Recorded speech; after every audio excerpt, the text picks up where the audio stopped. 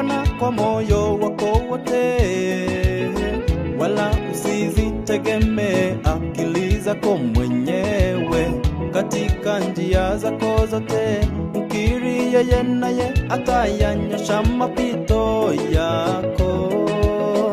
Usiwe mwenye hekima machoni pako, mche Bwana ukajiepushe na uovu. Itakuwa afya mwilini pako na mafuta mifupani mwako.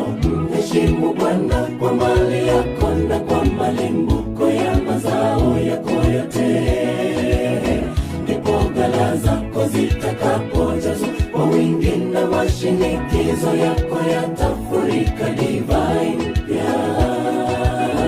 Usimwambie jirani, nenda uje kesho, ila wakati huo waweza kumsaidia. Usiwanyime watu mema yaliyo haki yao, ikiwa katika uwezo wa mkono wako kuyatenda.